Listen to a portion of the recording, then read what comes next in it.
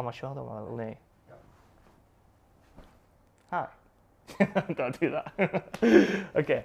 You held me back when I tried to move on from your life, so you stole my life but clearly. Anyway, welcome to C3TV episode 4. That's right, I'm back, taking over from Charlie. We had loads of complaints saying, where's David? We had fan mail, we had tweets, we even had, well, we actually had none of that. But it's nice to be back anyway. Today, we're going to be talking about creativity and how we get creative inspiration. It's different for every person, right? It could be from anything from a dog walk, through to having a shower, through to having your tea. Creativity comes at the most randomest of times. And I want to speak to the team and find out what advice, what tips they can give for where they find creativity or where they find inspiration. So, as some of you will know, as an agency, we've been going for, how old are we now? 18 months, 19 months? 18 months. And we have run some incredible campaigns, not only from a PR perspective, but also from an SEO perspective, CRO, and paid media as well. And when I looked at them before sort of coming onto this vlog, what really stood out to me was the creative thinking that went into each one of those. Now, creativity could be anything from something that you've never seen before, big flashy PR campaigns, but creativity could also be someone just being super creative with a data set and thinking really strategically to deliver results. So I want to showcase some of them results today and, like I say, speak to the team members as well. Can never bring me down.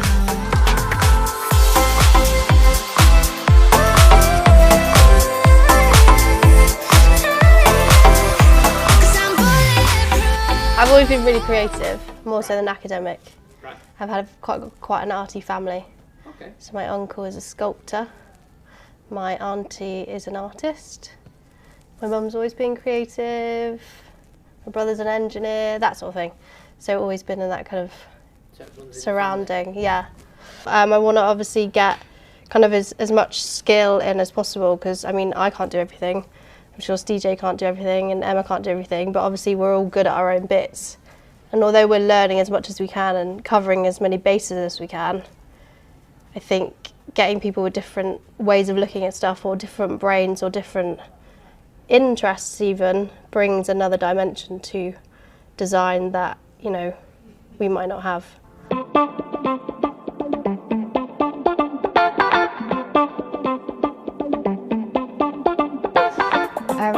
So in paid media, we have to think about creativity in two different ways. You've got the actual ad and what you see side of it, and then you've also got the data side. And sometimes we need to be super creative in the ways in which we use the data. The biggest challenge about being creative in paid media is the fact that paid media people by nature aren't the most creative.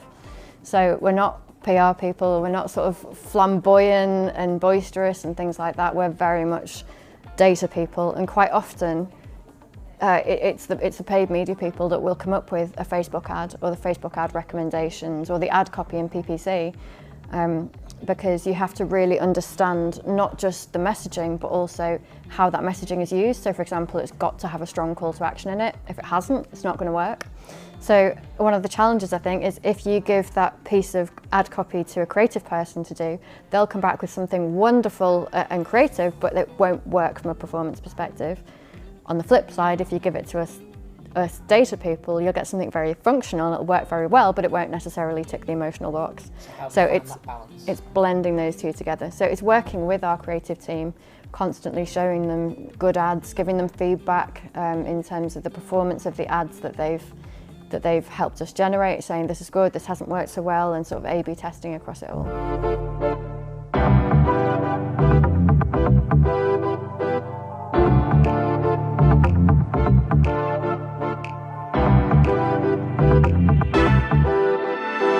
David tried to keep me off this week's vlog, but I just couldn't stay away. So thanks, Dave, for that lovely introduction you gave me at the start.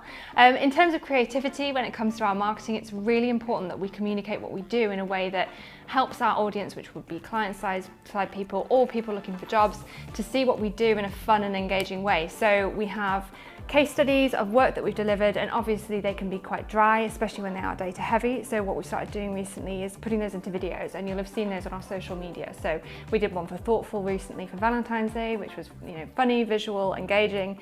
And then more recently we did one for Fast Host as well, which is a really cool case study on how we essentially led a campaign that ended up with Pornhub removing 10 million videos, which was unverified content. So if you haven't seen that yet, watch it. But creativity and marketing, for me, it's crucial, because without it, I think it's very difficult to stand out from the crowd. There's a lot of agencies out there, and so it's super important that we make sure we communicate in different ways with things like video case studies, the vlog, social media, videos on social media. All these kinds of things are really important. And as part of that as well, I introduced him in the beginning of the year, I'm actually looking at Rich, who's our content creator. So we have to make sure that we are keeping up with different mediums of content as well as an agency. And that's how we really differentiate ourselves in the pack, I